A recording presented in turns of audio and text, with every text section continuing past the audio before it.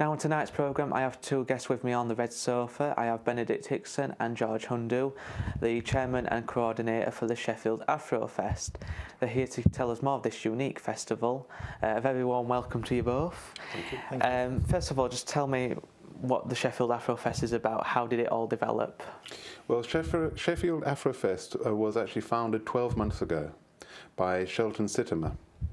And it's gradually developed. At the moment, I am the chairman. He is the artistic director, that's Shelton Sittimer. And George Hundu here is the festival coordinator.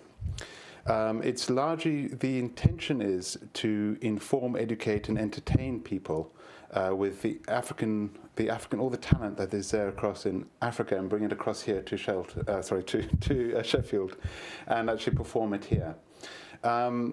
You might wonder how I've got involved with this. I'm actually from Cape Town, South Africa.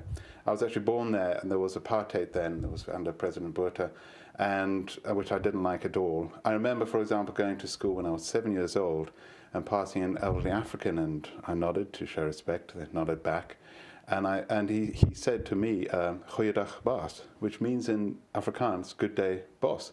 And I was like 7. I said, I'm not your boss, I'm only 7. So I was always conscious of it. And also, when I was there, I worked for a theatre called Baxter Theatre. And we had many different theatres there, and we had performances from Africa, and some amazing performers. And I've always been aware of it there in Africa, wanting to get across and inform people and let people know about it and bring it across here to Sheffield.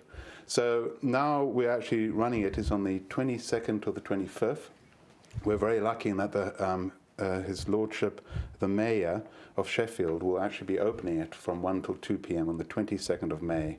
It will be an event only for those invited and for media, but then 23rd to the 25th will be the different events. Now, the 25th is very important because in 1963 they signed I think there were 30 to 32 different countries in Africa who came together to sign the Organization of African Unity.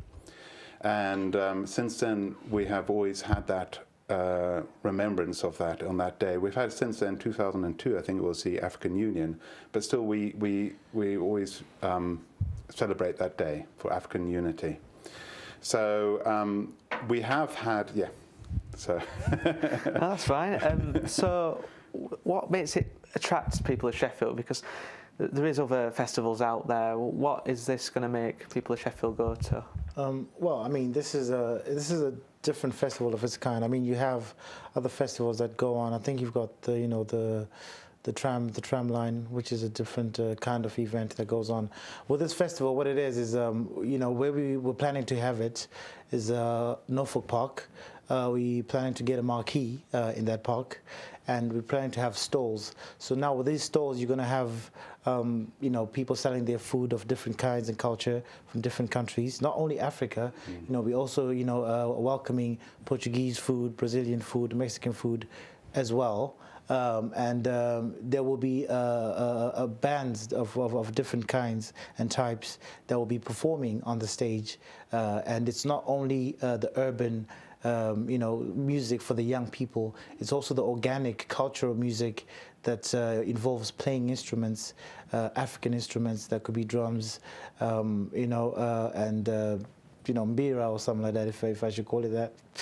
And that's showing a different type of side to people of Sheffield, and that is bringing the people of Sheffield together in a way. So not only a certain age group, but the whole community, from grandma to ma and to little man to little girl. Everybody will be there. There'll be stuff for the kids as well to play and stuff. So it's a family day, more or less.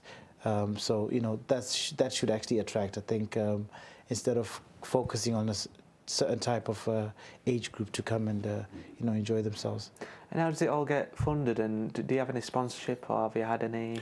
We don't have any sponsors as yet, but we have had a lot of companies who've been very keen to do what they can to help us. We've had Eton Cafe, for example, who have very kindly allowed us to use the premises for free, and we will be performing there on the 22nd. That will be for the opening with Lord Mayor. We've also had Sheffield Hallam has assisted quite a lot. and what other places? Yeah, well, we've had? Sheffield Hallam have assisted. All these companies that have assisted, it's not in financial terms or ways. It's basically for their venue with Eaton Cafe, and with Sheffield Hallam University is for basically helping with things like flyers and printing. But as for now, these are the only two companies that And have. Tafara as well, the care. Oh yeah, the care home. Sorry, Yeah. sorry. My apologies. Yeah. The care home has also come in as well to That's help right. out with a bit of funding. Running of here. it, Yeah. Okay, so we do have to finish that there. But just lastly, what times are they on? I know it's 25th of May. 23rd, 24th, and 25th, is that right? Yes, well, yes, we go 22nd, 23rd, 24th, 25th. So on the 22nd is the official The opening between Yeah. 1 o'clock to 2 o'clock, 1 hour. And the 23rd